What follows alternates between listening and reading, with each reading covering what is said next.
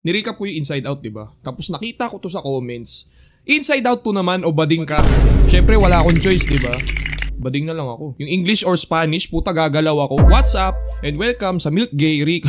Ito na kasi simulat ko. No? So nagsimula na yung istorya sa isang hockey game. Ang ating commentator ay si Joy. Una sa ating lineup, si Galit. Tinulungan niya makascore si Riley. Let's go. Sumunod naman si Fear. Tinulungan niya si Riley na makaiwas sa kalaban. At si Disgust. Nakita niya si Riley, sinubo niya yung mouthguard ng kakampi niya. Dugyot. So kompleto na nga sila. Graduate si Riley tapos naging 13 years old na siya. Pinaglutuan niya yung magulang niya ng manok pero sunog. Kung nabuhay lang sana si Ratatouille ng part 1, sana masarap yung ulam niyo, di ba? Lumaki na si Riley tapos di na kasya yung mga damit niya.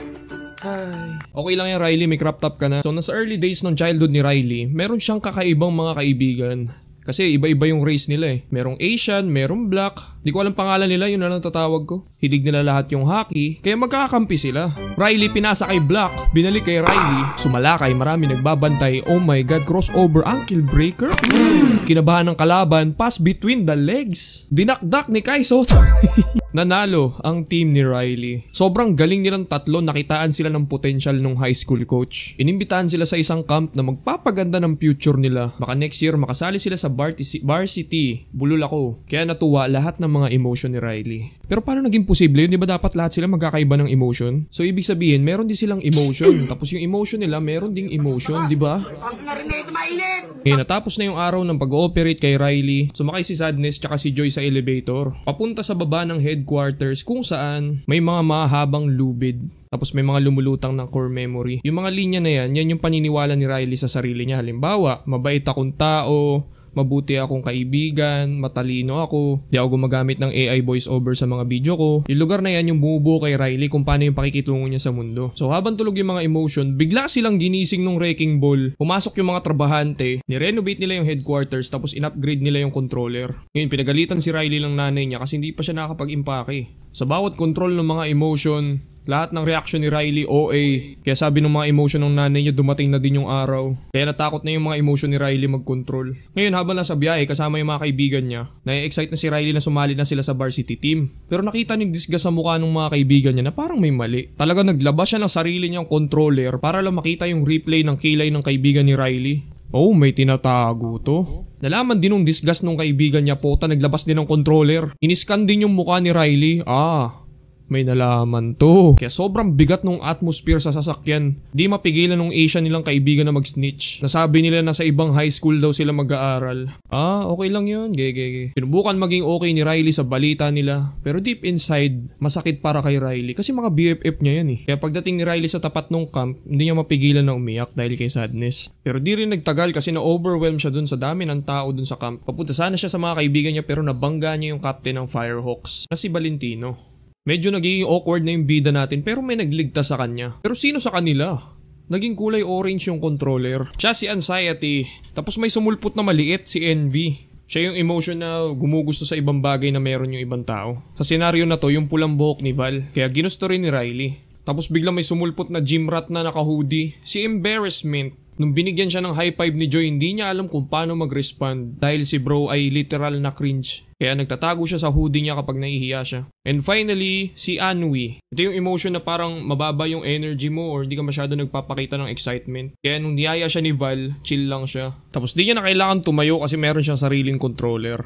Ngayon, pinagpipilian ni Riley kung saan siya sasama. Pero si Anxiety yung nag-take over tapos pinili na sumama kay Val. Yung trabaho kasi ni Anxiety is pipiliin kung ano mas best kay Riley. Meron pa siyang maliit na screen, dun niya pinapakita yung iba't ibang senaryo kung ano magiging future ni Riley. Di sila masyado magkasundo ni Joy. Kasi may mga senaryo sila na hindi sila magkasundo tulad nung pagdating nitong coach. Si Joy yung nagko-control kahit seryoso yung moment kaya in the end napagalitan si Riley. Pinarusahan tuloy siya tapos nadamay yung ibang mga player. Kaya madaming nagalit sa kanya. Talagang dumapa si Embarrassment sa controller kasi sobrang nakakaya yung ginawa niya eh. Kaya nag-take over si Anxiety tapos inayos yung sitwasyon ni Riley kay Val. Pinuri ng mga emotion si Anxiety at alam nyo, medyo masarap makita si Joy na naiinggit kasi di pa ako makag-get over dun sa pagiging traitor niya dun sa part 1 eh. Pero dito nabuo yung inis ko kay Anxiety. Meron silang match tapos kinontrol niya si Riley na kumampi kay Val imbis na sa mga kaibigan niya kahit nag-promise na siya sa kanila. Pinutol ni Anxiety yung sense of self or yung bumubuo sa identity ni Riley. Tapos tinapon na parang wala lang. Napunta dun sa pinakamalayong lugar or yung tinatawag nilang back of the mind ni Riley. Pinaghirapan yun ng mga original na emotion, kakatira mo pa lang dito eh. Sobrang galit yung mga emotion kay Anxiety kaya nilagay sila ni Embarrassment sa garapon tapos pinakulong sa lugar ng mga secret ni Riley. Si Anxiety naman nagtanim siya ng bagong core memory dun sa baba para makabuo ng bagong identity si Riley. Nakita ng mga emotion yung mga karakter sa childhood ni Riley, yung cartoon character na pinapanood niya na kumakausap ng dingding, yung crush niya sa video game na yung power move literal na gumugulong lang. May tinawag pa silang pouch na parang ginagaya nila yung sa Mickey Mouse Clubhouse, yung si Toodles. Bibigay din siya ng gamit kaya dinamita yung hiniling nila para makalabas. Si Disgust naman nauuhaw sa video game character na to tapos tinulungan sila makalabas. Ngayon, bago mag-start yung practice nila Riley, inimbitahan siya ni Val na makipag-hangout kasama yung mga kakampi niya. Maganda to kay Riley kasi para maging close yung mga player. Ngayon, umakyat naman si Sadness sa mahabang tubo tapos napilitan si Disgust na sumakay sa broccoli para lang makabalik sa headquarters. Ngayon, tinuro ng mga kasama ni Riley yung notebook ng coach dahil dyan niya malalaman kung tanggap siya sa team. Sinagot ni Riley yung tanong ng tropa ni Val kung anong paborito niyang banda. Pero nahiya siya nung sinabi ni Val, paborito ko din yan pero nung bata pa lang ako. Siyempre nahiya si Riley. Di na siya bata kaya sinubukan niya na lang i-deny tapos gawing joke yung pag-idolize niya sa bandang yun. Pero naabutan siya ng dalawa niyang bestie na nagsisinungaling kaya umalis sila nang hindi man lang nakukonsensya si Riley. Ngayon ay stress na yung mga emotion, sinisisi nila kay Joy yung mga nangyayaring kamalasan sa kanila. Tapos nung narinig ni Joy, binigyan sila ng tingin na parang handa na siyang pumatay. Kasalanan ko. Ulul, tarantado, tanga, bastos, walang modo, baliw, bobo, sira ulo, sinto-sinto, kulang-kulang may sayad, abnormal. Sadness naman nakakit na sa headquarters finally, pero nahuli siya ni Embarrassment. Pero pinili siyang hindi i-snitch. Mabait pala to eh. Nung dumating yung gabi, di makatulog si Riley kaka-overthink sa mga posibleng masamang mangyayari sa araw ng laro nila. Nakapasok sila Joy sa lunggaan ng mga nagbibigay kay Anxiety ng mga pwedeng masasamang senaryo. Binago niya yung isip ng mga nagtatrabaho kaya puro magaganda yung pumapasok sa isip ni Riley. Kaya naging komportable na siya matulog. Ngayon si NB, sinabi niya kay Anxiety na tignan ni Riley yung notebook ni Coach. Pero the last second, napigilan sila ni Sadness gamit yung remote ni Anwi. Pero nahanap ni Anxiety si Sadness tapos sinuli siya gamit yung balde kaya naituloy ni Riley yung plano niya. Nakasulat doon na hindi pa pala siya handa. Kaya naisip ni Anxiety na pabaguhin yung isip ni Coach bukas. Kaya nag-brainstorm sila. Literal na binagyo ng mga idea. Nahulog sila Joy pero buti na lang may parachute si Fear. Sa headquarters naman, nakuha nila yung idea na hinahanap nila. Dahil sa idea na yun, palong-palo na si Riley kasi nagpakulay na din siya ng pula na parang miyembro na din siya ng Firehawks. At nagustuhan yun ni Val. Ngayon, kinuha ni Joy yung dating identity ni Riley tapos yung ginagawang bagong identity naman natapos na.